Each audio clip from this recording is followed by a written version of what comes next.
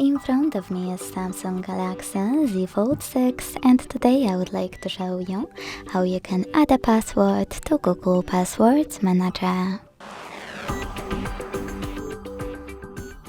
Begin by opening Settings and scrolling down to access Google.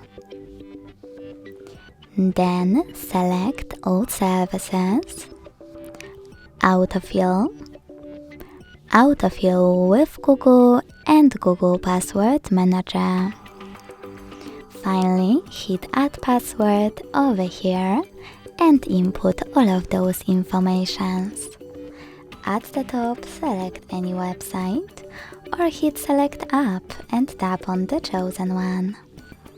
Then enter your username, email or phone number, password,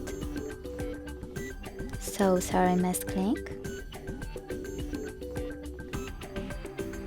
and even take some helpful notes.